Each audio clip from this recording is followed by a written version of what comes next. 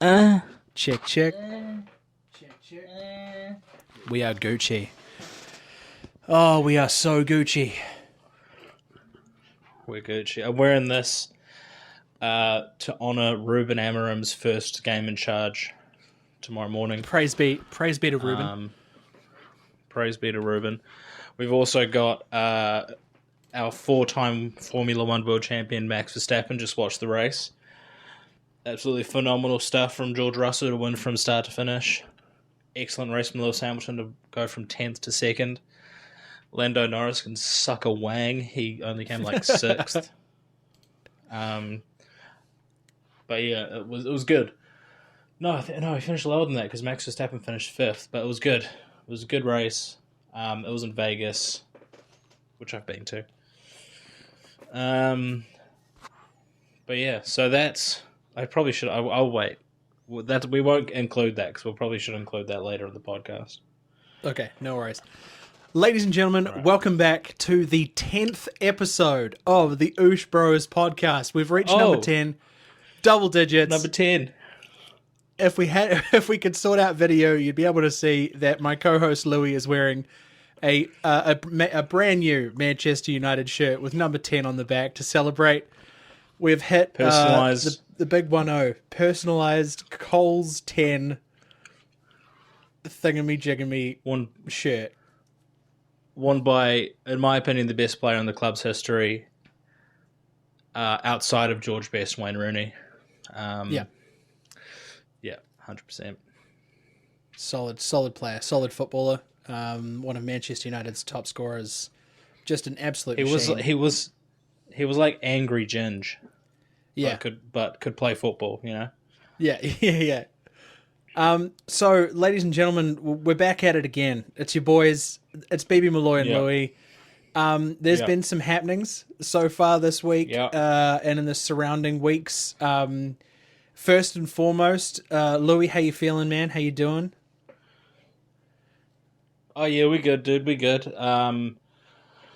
Coming up to that busy period of the year, you know, with stuff still to do. It feels exactly what I said last week. It feels like there's just always something to do and that we're always scheduled for something. Yeah. But once it's over, I mean, we've actually decorated. We decorated today. Our Christmas tree is up and running. There. Yep.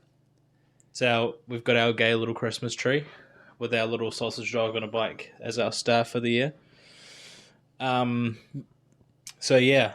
So no, we're doing good. It's just getting through this month and a half of just nonsense, pretty much. Yeah. Still Christmas shopping to do, but we'll get there. We will get there. Nice. I'm on the other side of the How about hill. yourself? I'm doing good, man. I'm doing good. I'm at a weird point as well where like next weekend is obviously the first weekend in December. That's when our tree goes up on the 1st of December. It's also when we watch our first Christmas movie of the month.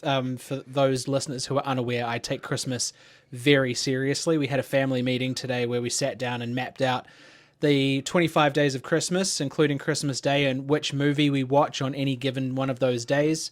Our tree goes up on the 1st of December and doesn't come down until the end of January.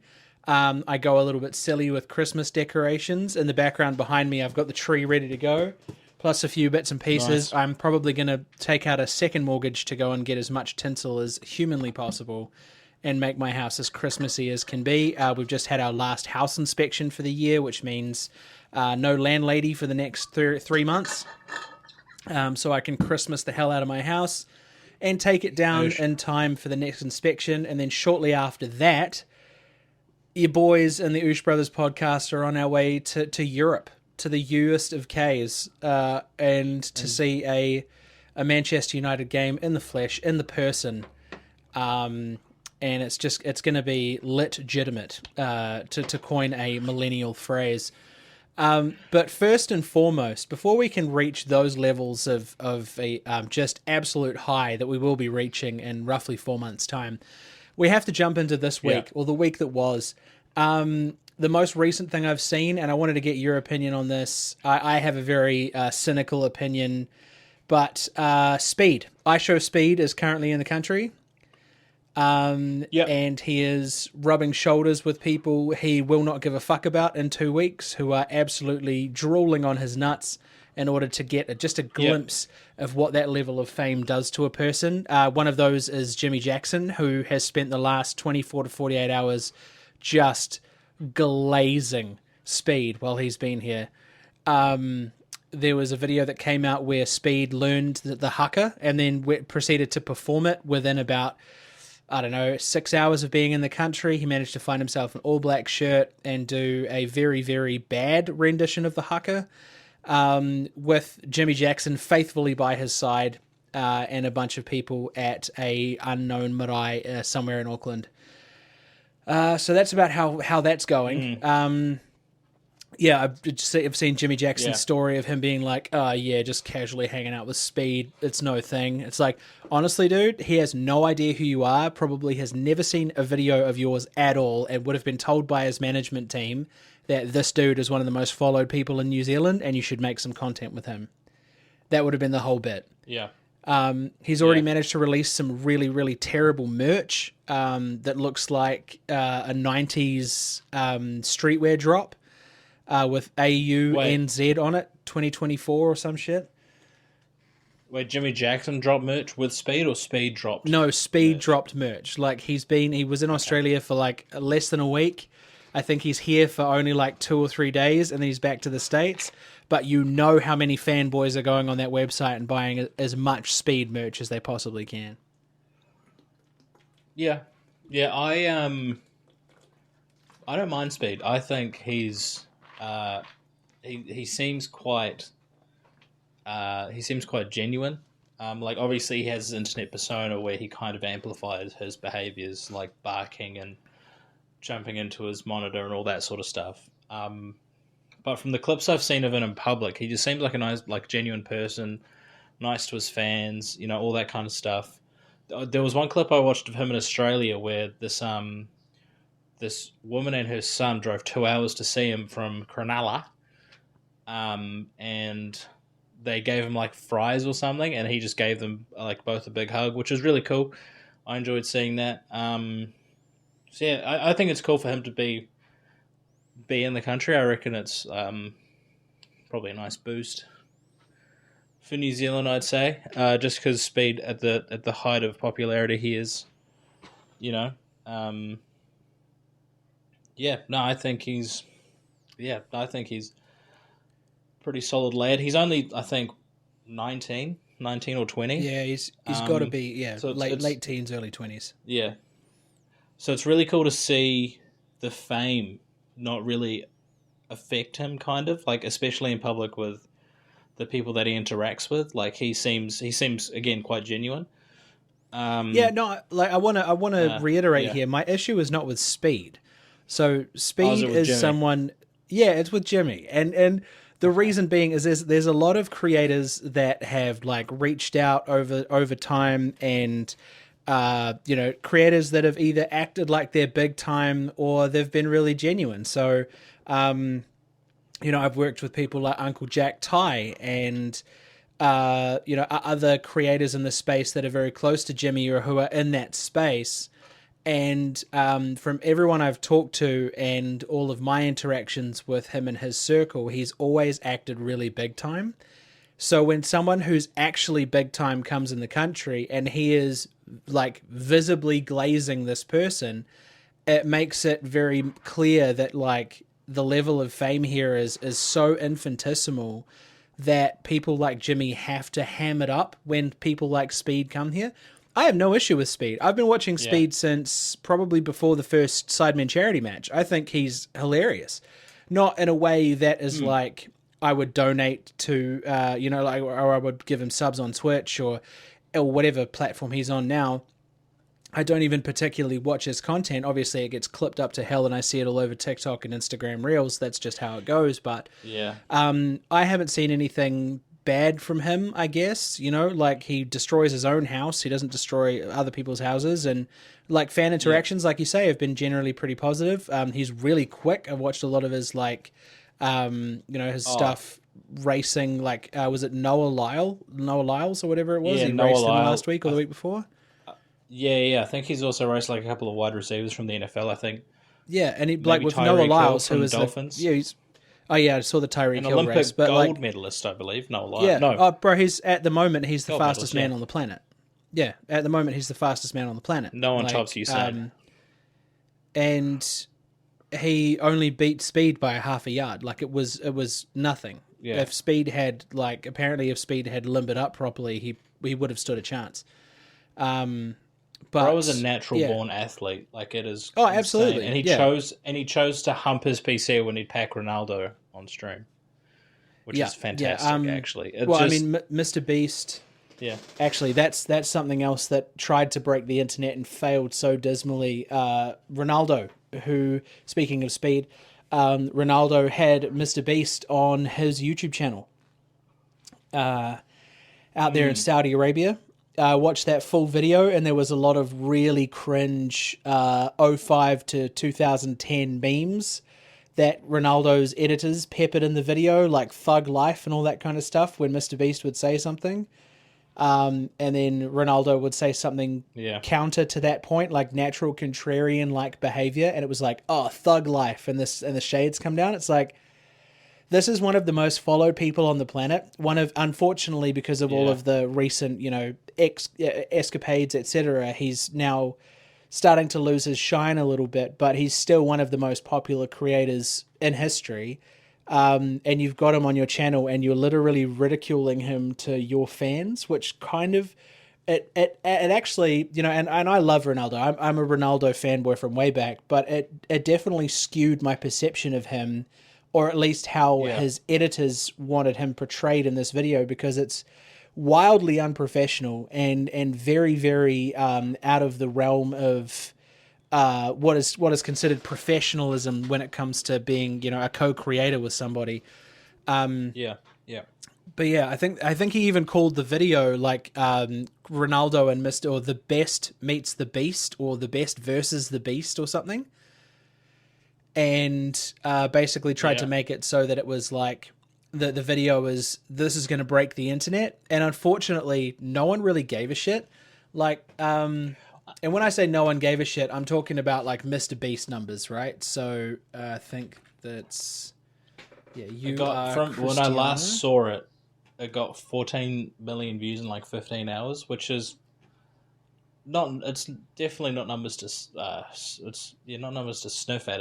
That's a pretty big rise. But where is it at now? Because that was released a couple days ago. 2 days ago. Okay, no, I will sit here and eat some humble pie, actually, because it is sitting at 37 million views, and it was released 2 days ago. Yeah, I thought so. Easily his most viewed video. Oh, no, wrong. There are two other videos that beat that, and it's him and Georgina doing a couples quiz, and the golden button, for my golden kids. Pass. I don't know. He meets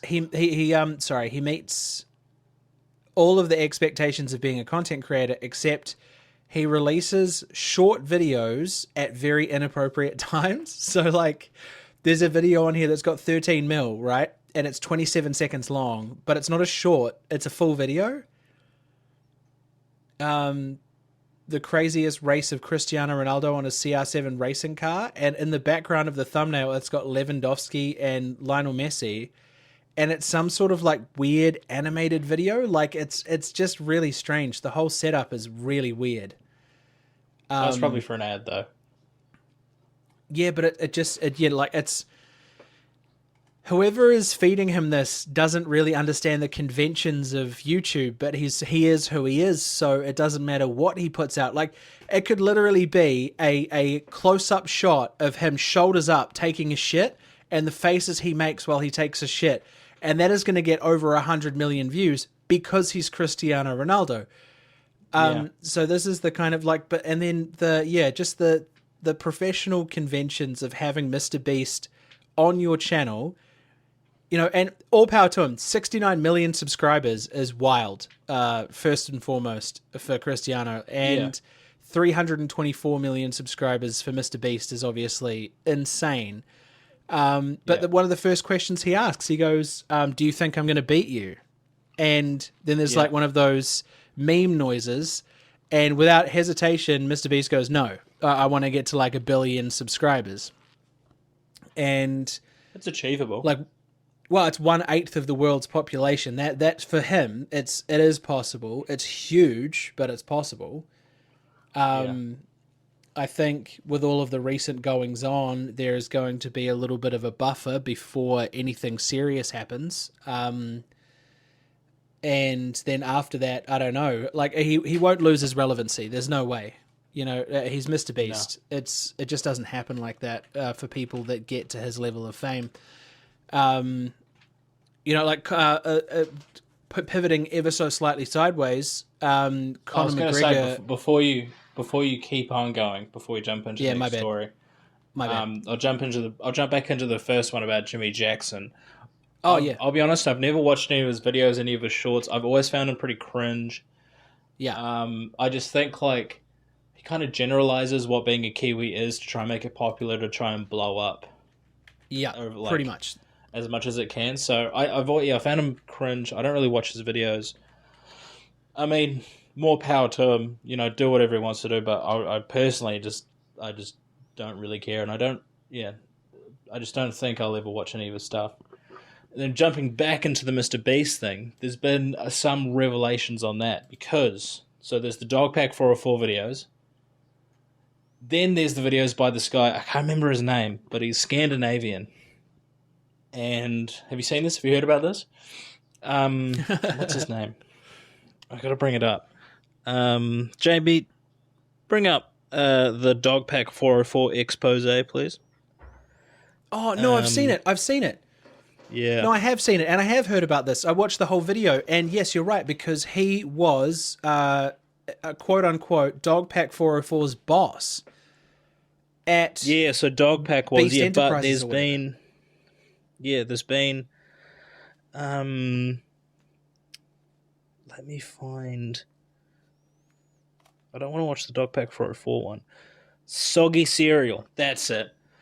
Jamie, pull up Soggy Cereal. So this guy basically went through and just debunked almost everything that Dogpack 404 talked about.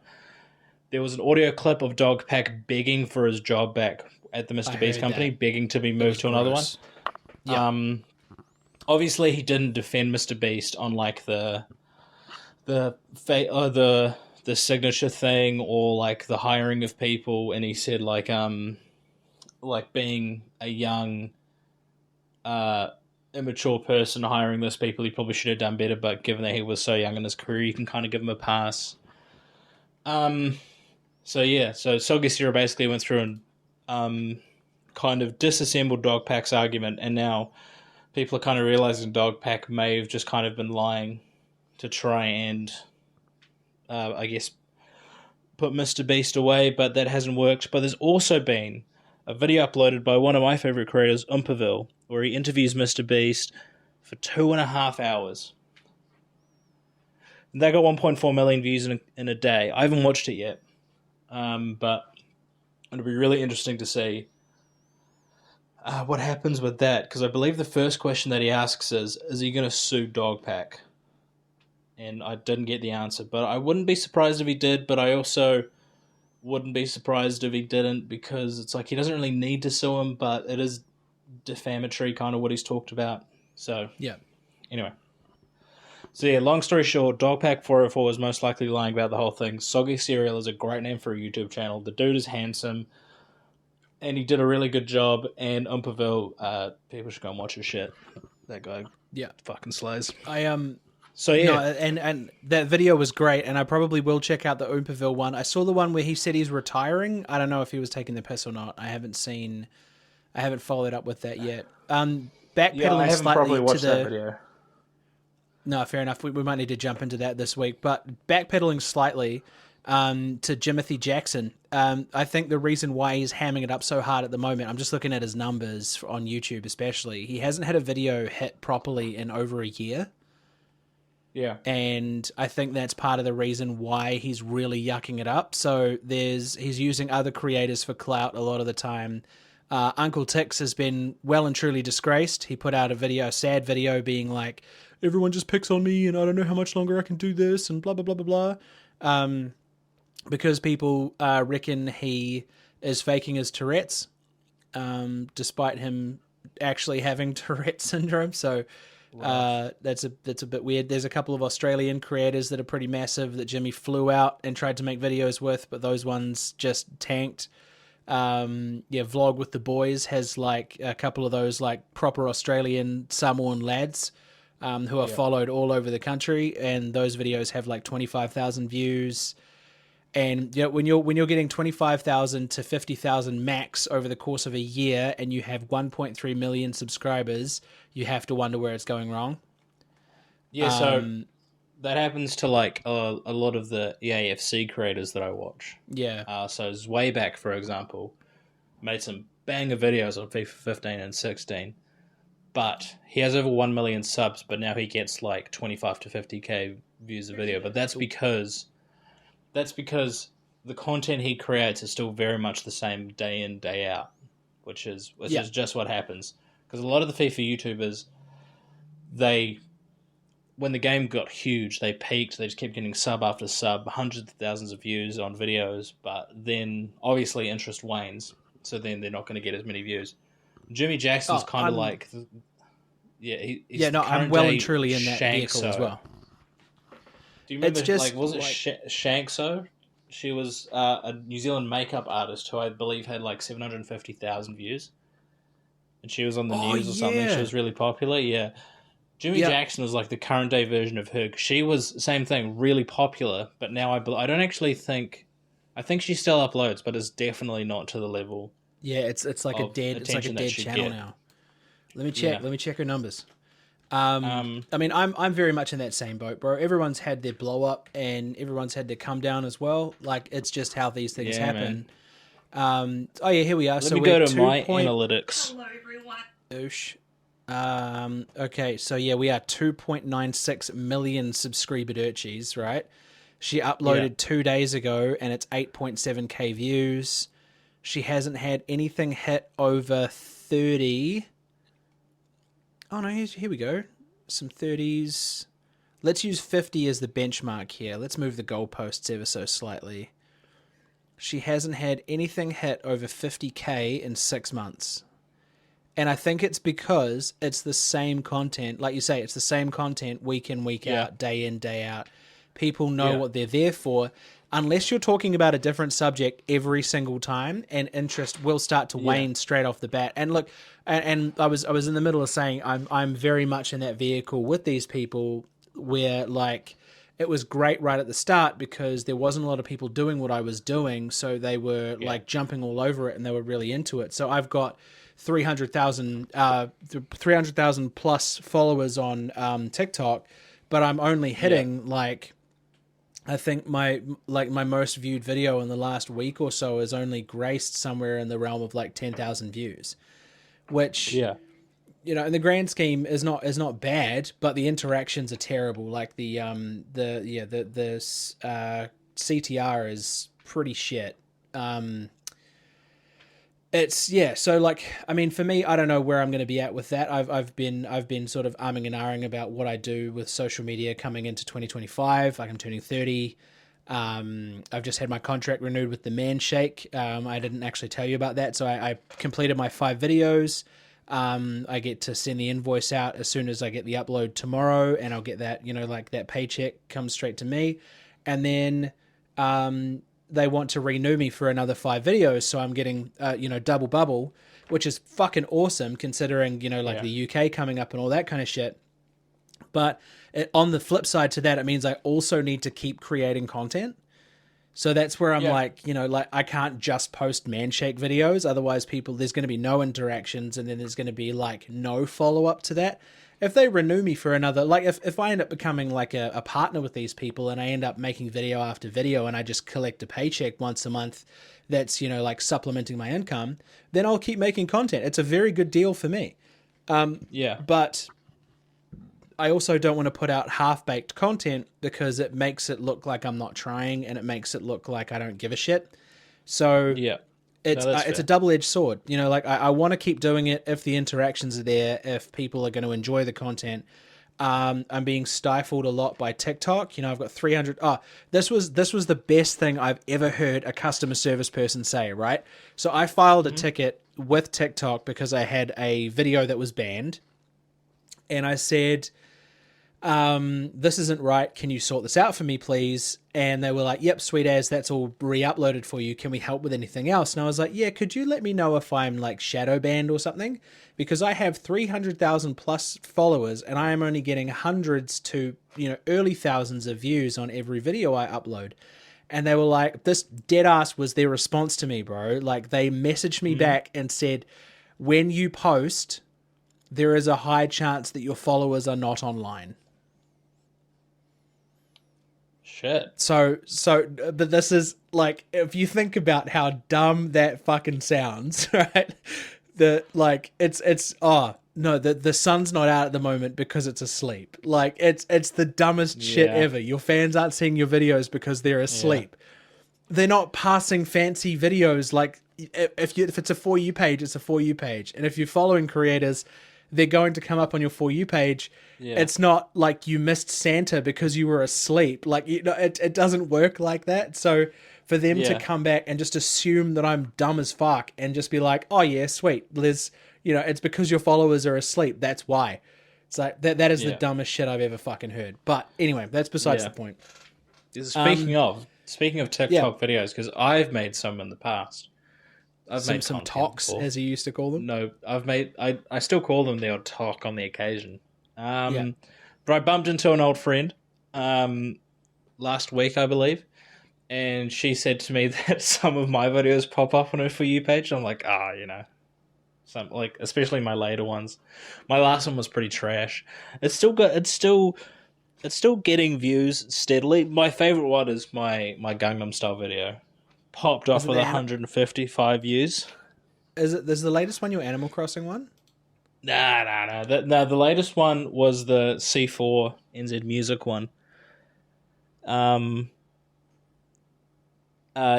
my Animal Crossing one was old, but I had to do it in 2 parts. But my most proud videos are the 3 that I made in the pool house. Because they were just. That was peak. That was where it hit. Because I just like the editing got better gradually. I still find some stuff I could have improved on, like your favorite Martian one. I didn't need to break it down into parts with shitty artwork from DeviantArt. So the Gangnam Style one I really enjoyed because that one was that hit different, and apparently 155 views. I'm just saying, calm me down. That's almost viral. You know, so I was just looking at my numbers, right? Yeah. Like I'm sitting here, and like this is YouTube, so I've got 1,540 subscribers. Right, I've cracked the 1,000 threshold. Apparently, the 1,000 is the hardest amount to get, but the needle hasn't moved from 1,500. Right. So my most viewed long form video is 1.7k views, and I uploaded that 2 years ago. That was when I was at the peak of my powers. That was the brief history of 6 degrees of separation. Your boy was 135 plus kilos. That is a very round, sweaty face in this video, man. There are some videos I deleted from mine. I refuse. I'm just, people can watch them if they want. I don't give a shit. But it's so that's 1.7k views. Some of them, I've never really stuck to a theme, and I've kind of shot myself in the foot because of that. I don't want to start a new channel and, have to go over this whole thing again. But if I am going to move into long form content, it's going to have to be like a set theme, not unboxing a Milazzo bike in a box and then a brief history of the Power Rangers. Classic. Honestly, one of my favorite videos. The Power Rangers one or the bike in a box one? No, the bike in a box one, man. That shit went so fucking hard, dude. That and the futsal one, bro. Oh, the futsal one was like my first ever video. Because that features a goal from your boy. A good goal to a good pass. Yeah. That was actually my first ever full length video. That was my futsal commentary game. Yeah. and I was so not used to being on camera. It was, oh man, like but this is how inconsistent I was to begin with. Like my futsal game, and then a bike in a box, and then me setting up a bouncy castle, and then me fucking scrutinizing a black box, try not to laugh challenge, all this kind of stuff. I was just throwing anything in the wall at the wall to see if it stuck, man. I wanted to be a YouTuber so bad, and like, to be fair, I still do. And I'm starting to find my footing with a bit of a theme, but like, fuck, man, I sunk hours into the Dr. Henry Heimlich's malaria hysteria video, which I thought was going to be massive because I was like, this is great. It's good content. It's an interesting story. I went hard on the thumbnail, blah, blah, blah, blah. 67 views, and I uploaded that a month ago. Yeah, 67.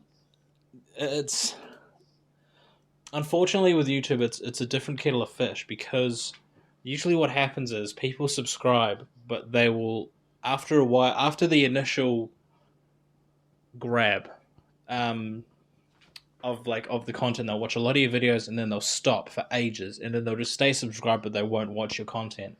Yeah. For me, it happened with It's happened with a few. It's happened with a few YouTubers that I used to watch all the time, but now I just kind of watch every once in a while, maybe, just to check up on them. See how they're doing. But it's just like they get a huge, like they get a video that just grabs people, and they're like, "Fuck, what else do they upload?" So then they go and check out their other videos, and they watch their other videos, and like it just keeps growing and growing until the bubble bursts, and then they notice a slight decline in viewership and subscribers gained.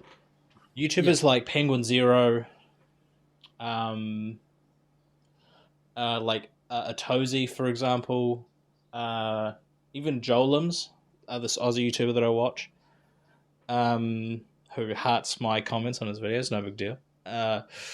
But for them, they see steady viewership and growth because Penguin Zero makes a video a day that'll get a million to 2 million views, no matter what he talks about.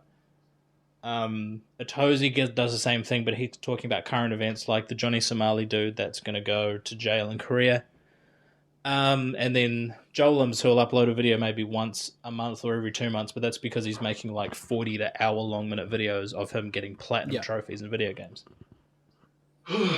Which is cool, because that's the kind of content I want to watch. And he hearts my comments, which I remember when he did that for the first time, I got giddy. I was like, oh, he notices. But anyway, sorry. No, I feel like for me, the YouTubers that fall into that sort of category are like Watch Mojo. You know what I mean? Like I can't be arsed with Watch Mojo anymore. It's just trash, but I've stayed subscribed, so I've stayed committed to this relationship. To quote Nakey Jakey, so Watch Mojo, Spanion's another one. Some of them are really cool, and I'm probably going to start getting into them a little bit closer to when we do our Europe trip, because he goes around to all the hoods of various countries, and basically it's a little bit of like a what do you call it? A crash course in how to survive around those places. But Gold Rush people like I don't know, Footy Adventures was one of them. I just wanted to. I love Matchday vlogs. One of my absolute favorite styles of content. Matchday vlogs. I used to watch a lot of those. I used to watch Bazinga's at West Ham. Bazinga's really cool. ones are great. Yeah, like the I watched his Europa final one because he got really emotional. You know, like, and it was cool to to see him getting invested in it. I remember watching a video. A matchday video of his when they played Accrington Stanley, and they won 3-2 in extra time, and he was there at the Olympic Stadium watching that, and then from there to winning a European trophy. That's pretty crazy. I've actually been going through and rewatching the diss tracks just because, man, those were the days. You know, like, and it was making me think, and it was like. Harry talking about KSI just doing like railing line after line at like clubs in Ibiza or whatever, and it's like back then, because like, oh my god, he does drugs, but now it's like, fuck, we all did that. Yeah, exactly. We all railed lines on the occasion. So here is a prime example of a YouTuber that fell the absolute fuck off, bro. So when I first started, and when you first start uploading content, YouTube gives you these like creators who are like, hey, here's some video tips. Here's what you should and should not do with YouTube. Blah blah blah blah blah. And this dude's name is Nick Nimmin. And he's part of a wider collective. Familiar. Yeah, you would have heard of him. He looks like David Cross. And he does like that. These are the kinds of things Uncle you shouldn't do for your YouTube channel. But 920,000 subscribers, and his thing has been around. His channel has been around since 2014, so 10 years this year. Mm-hmm. Congrats. And he's got, like 2 months ago, YouTube is rolling out some major updates that you should know about. 22,000 views. Is YouTube making it harder to monetize? 25,000 views. It like there are videos in here that are like scarcely 10K, and the occasional one has a little bump. Like there's one that's, where was it? One that's 150. Okay, props. But over the last year, it says never do these things on YouTube ever. And the thumbnail is him reacting. Yeah, exactly. So that's why. So like, his latest videos will be like his most popular ones will be the videos that pop up when people search how to do these things on YouTube. For like I did, because I wanted to try and use Adobe Premiere, but I can't wrap my head around that shit. So I go straight to Wondershare for more. For my goodness. Oh yeah, me too. But so his videos will pop off. Like those videos will pop off. But like for him to just like to try and have subscribers stick around for something that people learn as they go is kind of difficult to keep an audience for, because it's like the more you make videos, the more you get used to editing, filming, effects, blah, blah, blah. So you kind of don't really need to keep making that kind of content because you're not going to see a gain in viewership. I can imagine a Sunny V2 video on that. Like when he did his Rise and Fall stuff, like, and he gained 60 million monthly views each month for a year. Yeah. And then we saw a rapid decline. But this is what happens when you try to build your foundations on sand. There is a YouTuber that I've been watching for a very long time called Thoughty2. We got... great channel. We have less than a minute on the Zoom call, though. I thought I'd actually warn you this time. Okay, that's good, so we don't get cut off halfway through. But Thoughty2 is a prime example of how to keep your viewership chugging along. He actually does really well. So we'll take a break real quick, and we're going to jump back on the second half of this call. Ladies and gentlemen, please enjoy this brief intermission. While we wait for the Zoom call to end. It still hasn't ended, it's still going. While we wait for the Zoom call to end, and then we can start up a new one for 40 minutes, because I'm not paying for Zoom Premium, because they shouldn't charge $200 a year for it, when all I want to do is video call my brother and talk on a Sunday. And we're back. Ladies and gentlemen, I hope you enjoyed that brief intermission brought to you from our sponsors, Manshake. The Manshake. Thanks to the Manshake. Thoughty2 is a fantastic channel, right? And he is one of those guys who just knows what to do. Like he's so switched on. The one thing I don't agree with, and the one thing I wish he would change, not that I'm in any position to tell him what he should and shouldn't be doing with his channel, because I make very subpar content with a very small audience compared to this man.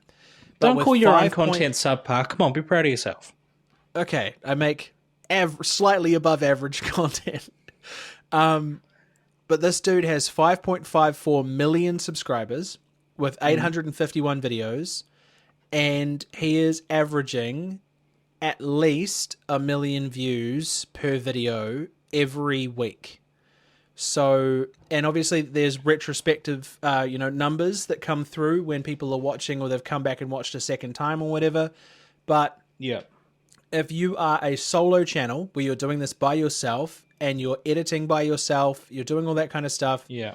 and you're still pulling 1 million views per video, plus the sponsorship deals you've got, like, dude's living good. And I don't know anything about him, but he must do all right for himself, you know, like, in the way that, you know, he's getting the views, he's getting the, like, he's got a Patreon, he's got audiobooks, he's cracked it. He's hit 1 billion views recently. Actually, he hit 1 billion views. The one thing that I don't agree with, the one thing that I wish he would change about his channel, and I want to reiterate that I am in no position to tell him what he should and should not be doing with his channel. I wish he would stop using AI thumbnails. That is something that gets under my fucking skin to the nth degree, and like it's not something that like affects the video at all. It's not something that I'm not too passionate about it or anything, but it does take away from the overall content. Like his titles are incredible, you know, like there's a strange stone in the middle of London and no one knows why. Great fucking title. How history's biggest idiot accidentally became a millionaire. Fucking amazing title. Yeah, those AI thumbnails are mad cringe. Oh, bro, they are. Like the mushrooms one with that guy. Can this strange mushroom really double your brain power? And they look so fucking AI. It's just yuck. The why did the world ignore this island for 15 years? And it's like it's a raft with some hands reaching out and some brains underneath it or something. It's the stupidest fucking thumbnail I've ever seen. But it's just, I don't know. Yeah, there's the spy that tried to warn America but didn't listen. That one's crazy bad thumbnailing. Yeah. But yeah. It's just, some of these are just, they are so fucking cringe, but I love his content so much that I'm willing to watch it anyway. Like, it's like, Oversimplified is another example I can think of. Bro comes in once a year, if that, drops 2 bangers, because they're usually in 2 parts, and then fucks off. And it's like, bro, I love that hungry. We're hungry, dog. You know, Lamino's the same. Oh, Lamino, like, he's been dropping bangers since back ages ago. Like, his top 10 memes, his top 10 facts videos, and then, like, his, like, first documentary ones where he talked about, like, AI and the dark web. And, like, the universal S, like, topics like that, it's like, everyone thinks of that shit, but no one thinks to research it. That's right. And it's like, that is the biggest draw when people talk to you about your niche on YouTube. If you have a video idea, regardless of whether you think it's been done 1 million times, the number one thing that people tell you on YouTube if you're going to make videos is no one's going to do it like you're going to do it, so do it anyway. And that's the biggest thing for me is like the Kennedy assassination inside the book depository video by Lamino. What a crazy fucking idea. Oh, bro, I've personally watched it about 5 or 6 times, and when it first came out, I watched it twice in a row. The animation is next level. The storytelling is just otherworldly, bro. Like, this is the kind of thing where, like, I would love to be a creator half as good as Lamino. With the factual information. 32's good, and it's not a faceless channel. Like, you see him and you get to know him. Over the course of certain videos and stuff. That's the kind of content that I want to make. But then it's just so hard to stay consistent, and that seems to be the biggest thing. There is 1 million reasons to make videos, and there's 1 million topics to make videos on, but if you are not consistent, it's all for shit. And unfortunately, being a dad, full-time job, football, short form takes up a lot of time as well. If you are not focusing pretty solely on long-form content and consistently doing that, it's so hard to maintain. I feel like Jimmy Jackson right now because we're just glazing up Lamino. but he's so fucking good. Like, this is like, oh man, we're not glazing up Lamino so people will go and watch our content. Jimmy Jackson is glazing up Speed so people around the world might view his incredibly cringe content. I mean, go and watch our content. You know, I put a lot of hard yards into my Gangnam Style video, and I thought that was gonna go off, dude, but it didn't. And it's a shame. I've consistently had a problem with Jimmy Jackson. And this isn't a first come first serve thing because he's hanging out with Speed. It's nothing to do with that. You're like, it's for me, I find his content cringe. I feel like if people from outside of New Zealand see it, they will think that we're cringe as well. It's very hard for me to connect with that in the terms of relatability. Yeah, we grew up in Ngaruawahia. We were not very well off children. And there are some relatable parts of what he has to say, but a lot of it is just a hammed up cringe. So it's just like generalization, the Culture Kings collabs and shit. Yeah, it's just generalization. That's all it is. It's like I haven't I've seen like bits of his shorts because they just come up on like your Instagram reels and stuff, and it's like he'll talk about eating a pie, and it's like, yeah, we all fucking do that. Like, it's not news. But he'll just like make it this like big. He'll put more drama into it than it needs to be. Yeah, like when you eat it too fast and you have to like suck in air while you chew it. It's like, yeah, bro, we've all had to fucking do that because we all want a fucking steak and cheese pie on a Monday morning, like, you know. But we're not like adding epic music and then, you know, like it reminds me of like old. Like vines by dudes that were living on Vine Street, like Peaks, King Buck, Logan Paul, like those kind of vines where it was like they take one idea and they just make it incredibly cringe. Like the Peaks one, for example, when he couldn't find a charger until it was too late, and then he threatened to jump off a cliff, and it's like no one is jumping to that extreme. Cody Ko brought it, like, summarized it really well, but I don't really want to glaze Cody Ko right now because there's shit going on. And I miss my boy, but Noel is a dad now, which is crazy news. I was not expecting that. Nah, neither. But yeah, it's just like it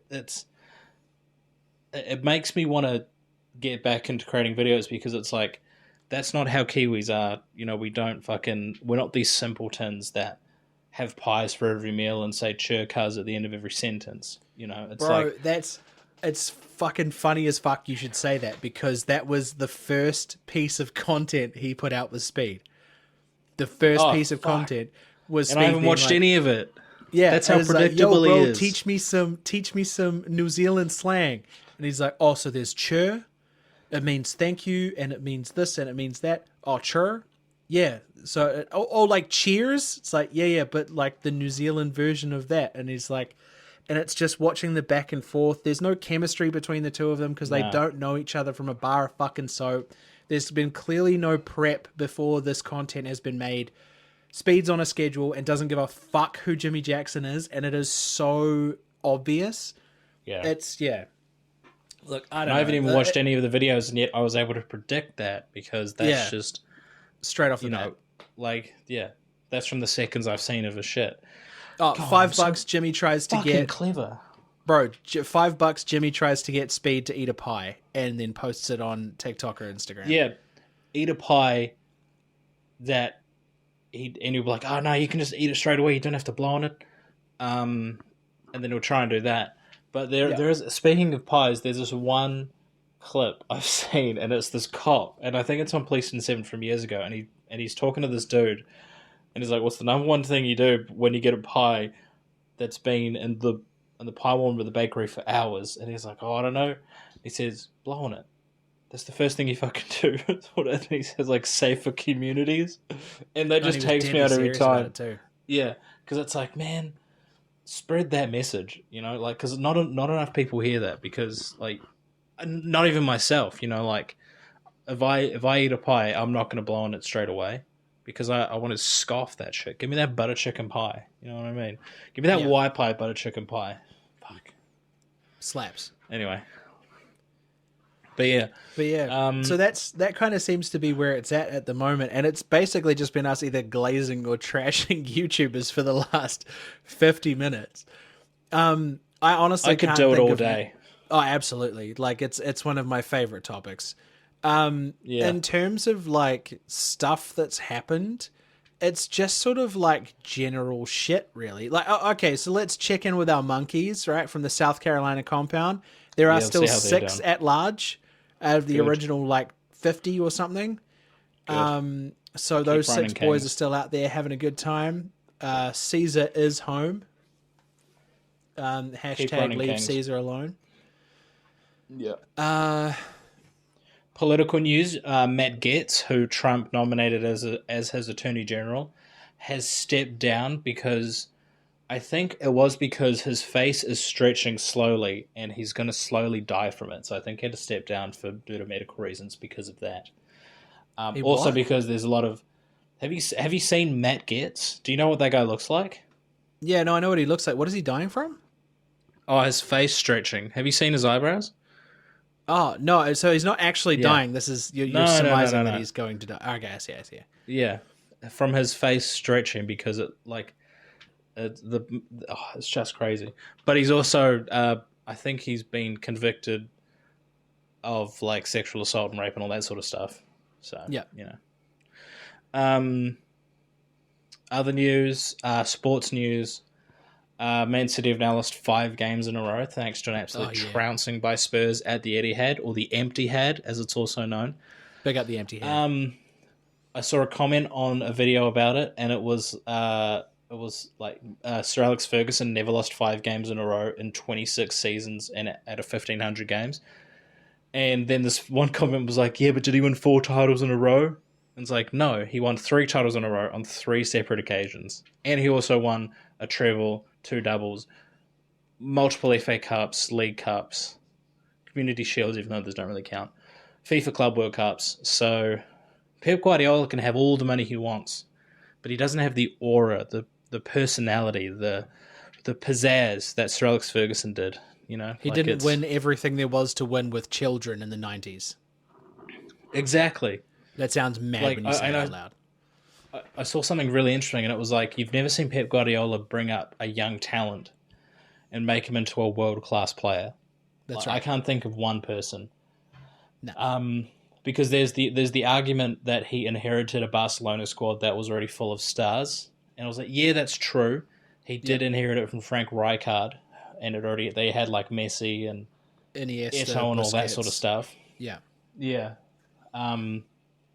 So he did technically inherit a squad full of world-class players, but then he just invested more money into it. Same with, like, he couldn't even do it with Bayern Munich. He only won Bundesligas and cups with Bayern Munich, something they're expected to win every year. Yeah. And then It's Bayern Munich. old mate, he coaches Barcelona now, and I can't remember his name. German coach. He comes and wins the fucking treble in, like, I think his second season or something with Bayern Munich, and then fucks off to do the Germany job, but then doesn't do very well at that. You know, like, it's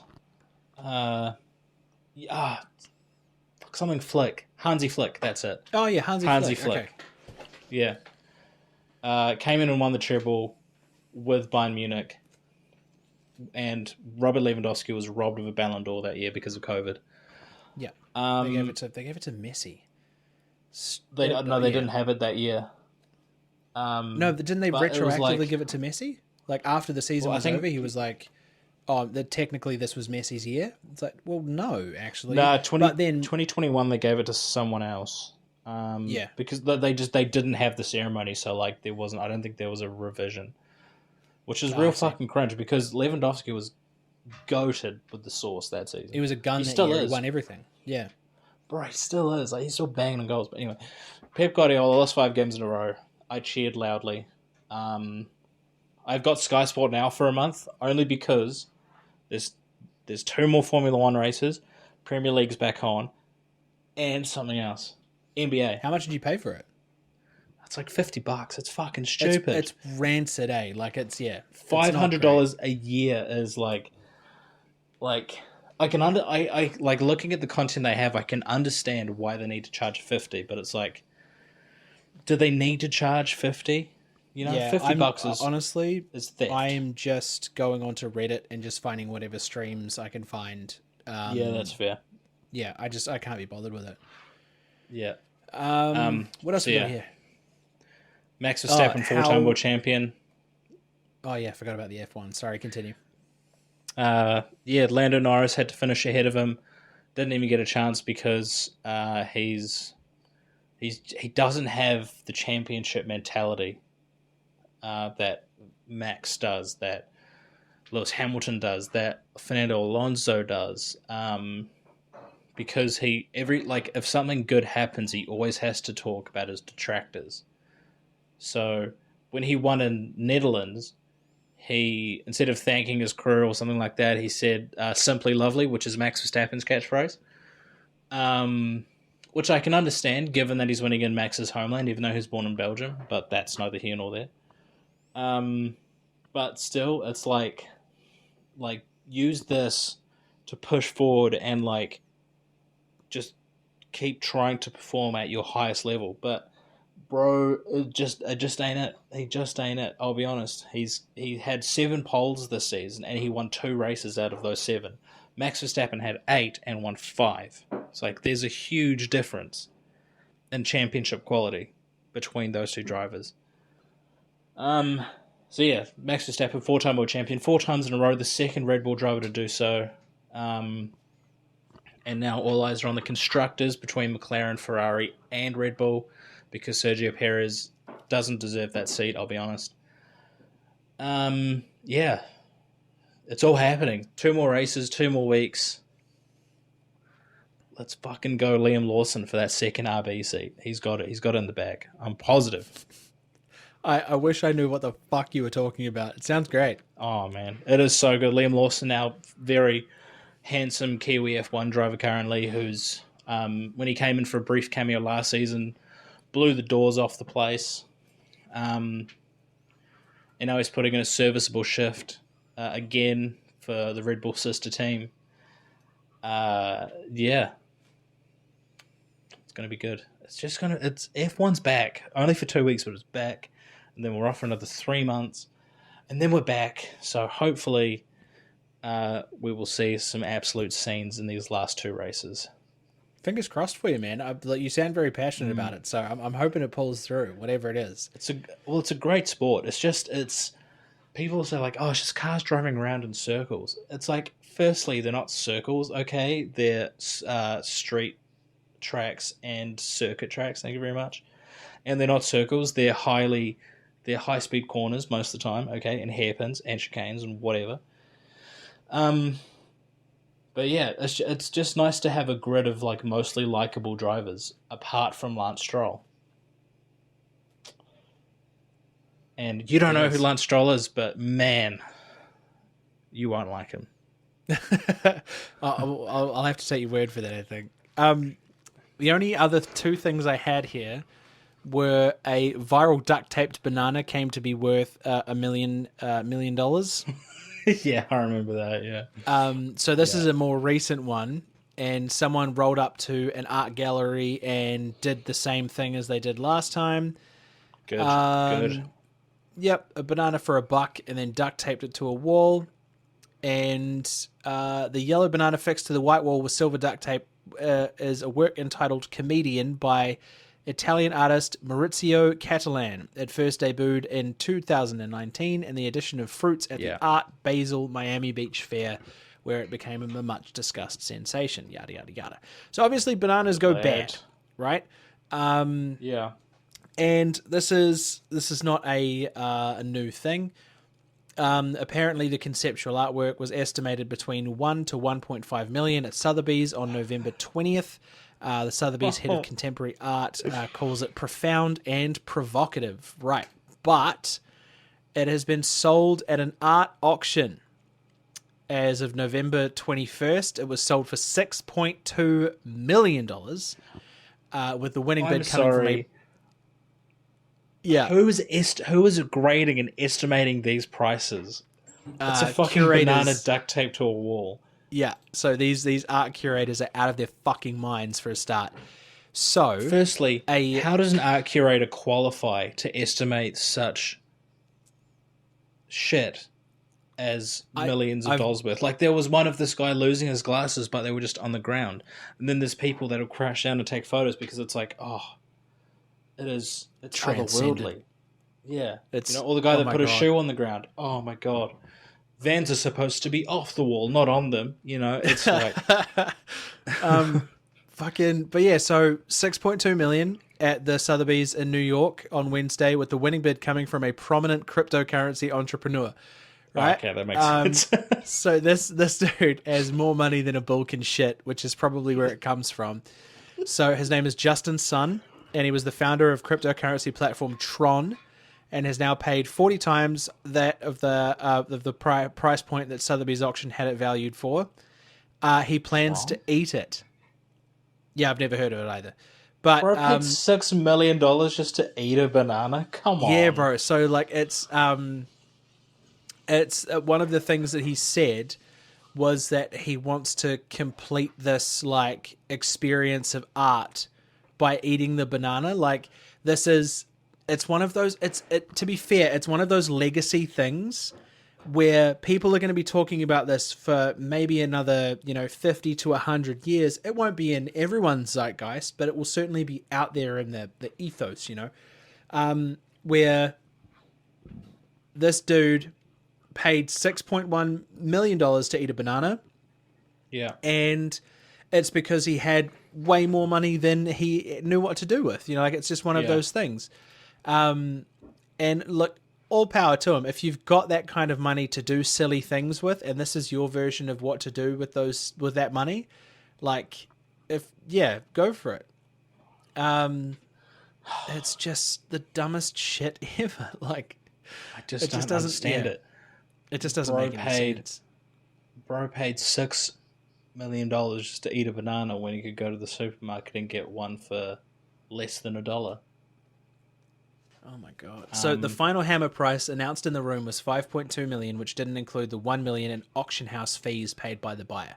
So he had to pay $1 million to pay $5.2 million to eat a $1 banana. In a statement, Sun said the piece represents a cultural phenomenon that bridges the worlds of art, memes, and the cryptocurrency community, but he said the latest version of the comedian won't last long.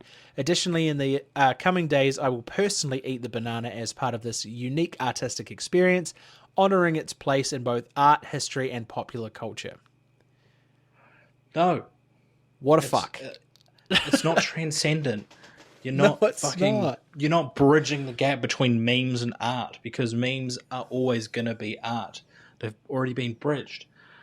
It's not transcendent. You're not fucking breaking the world here. You're eating a fucking banana that's been duct taped to a wall. And I'm sorry, $1 million in art house fees? No, that's criminal behavior.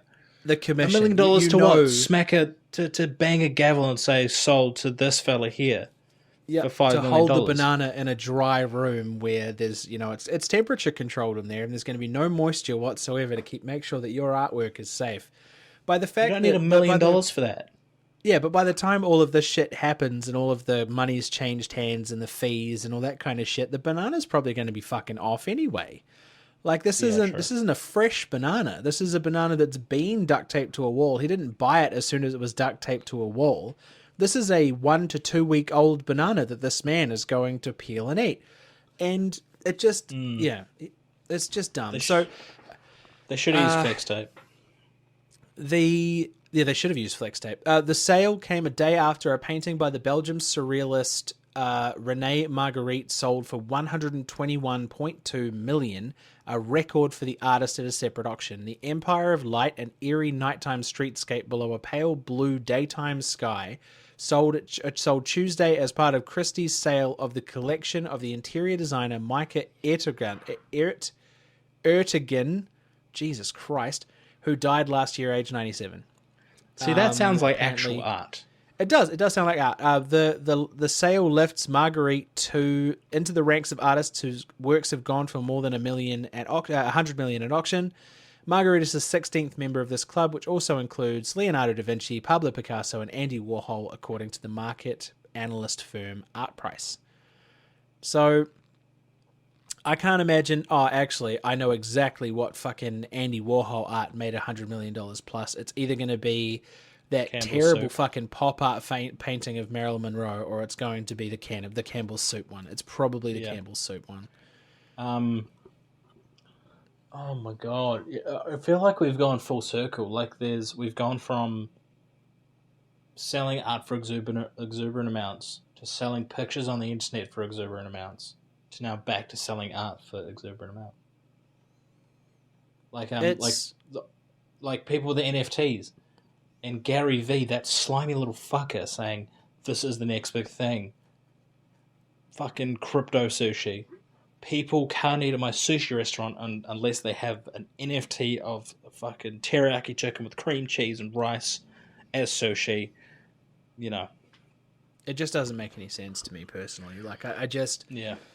and I'm sure people in the art world will defend this vehemently because there is substance to it, and there's going to be a place for art right up until the end of humanity. 100% there will be, and there'll be people that look to make their legacy in painting these things and duct taping Yeah. bananas to walls and then eating those duct taped bananas. It just Yeah. doesn't. Yeah, I don't know. It doesn't sit well with me, the whole banana thing. That was all I actually had news wise. It was a lot of it was a lot of shit talking this week. I feel like this one's going to be called the YouTube episode Yeah. because that's kind of where it seems to be sitting. But we are just over an hour, and I think it might be time to call it an oosh. Yeah, I think it's time to call it an oosh. I'm still upset at art people. The reason they're defending it is because they're defending their fucking livelihood. Like, you don't understand. He used silver duct tape on a yellow banana. Like, the contrast and the symbolism, It's like talking about oppression. It's like, no, it's fucking not. But anyway, Dumbest shit ever. I'll keep ranting. And I don't have the battery life of my MacBook for that, so we'll leave it at that. Fair enough. All right, ladies and gentlemen, I will bid you a fantastical oosh, as I always do. So, oosh. Oosh. Cool. Bye.